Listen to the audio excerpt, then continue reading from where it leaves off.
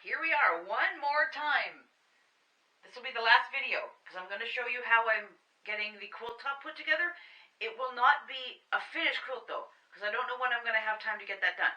But I'll get the top done and I'll show you guys what mine looks like.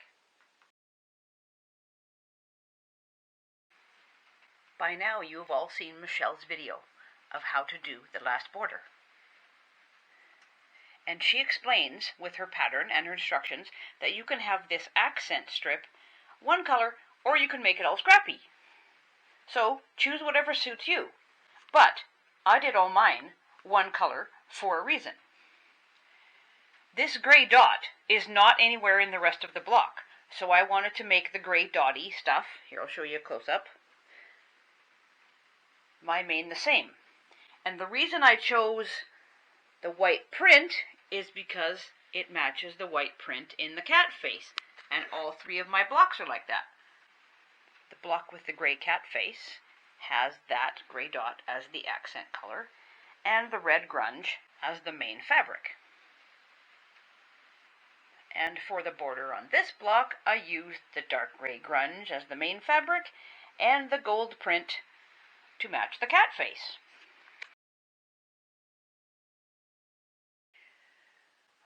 Although my dining room table is not that big for getting the blocks all laid out, I think it will suffice for now. I just want to make sure I had them all mixed up good enough.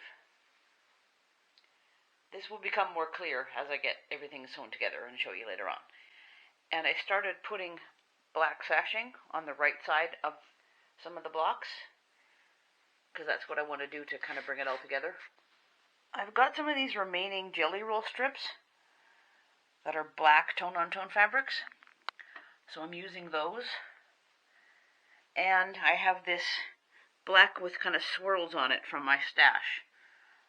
So I will at least be able to do the middle part of the sashing strips, and I'm going to use plain Kona black for the cornerstones, and I'll probably wind up using black for the outer border because I don't really have enough of these jelly roll strips to go all the way around the outside of the quilt, only for the middle part.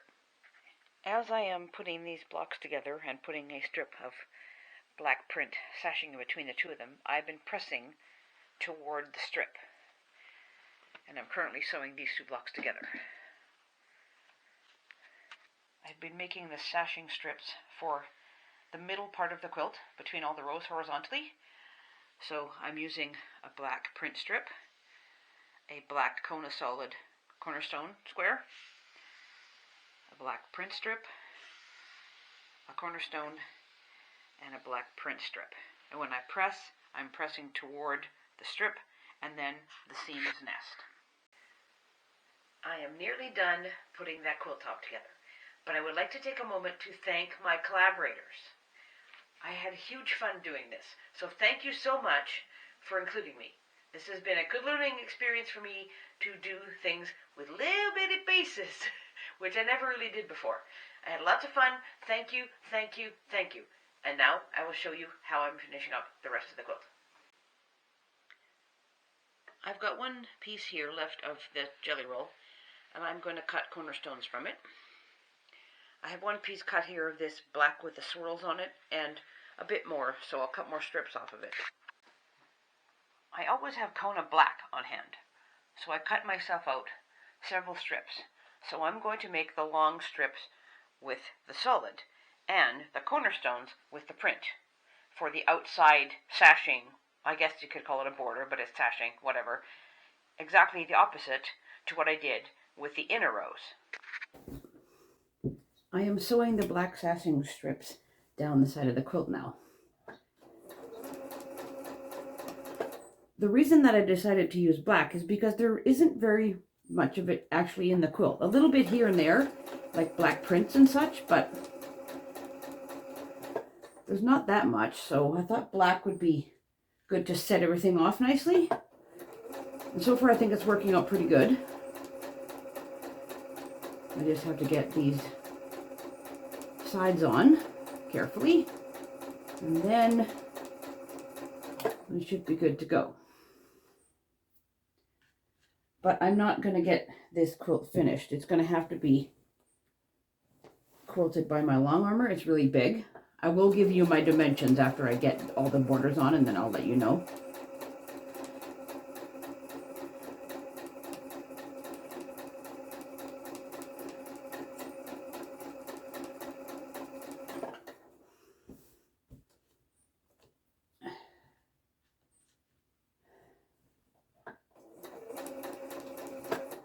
Yes, I like to pin quite a bit. This area of the cornerstone being sewn on, that's not pinned anymore because I actually sewed this upside down. There was a little bit of bulk on this side, so to ease it in, I sewed this seam the other way around. That's why there's no pins right here.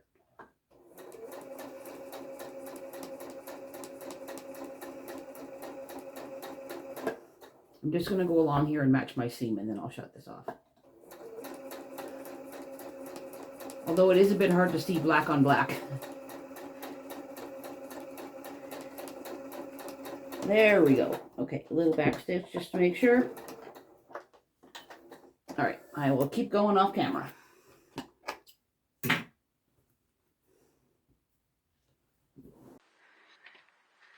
there it is, all done.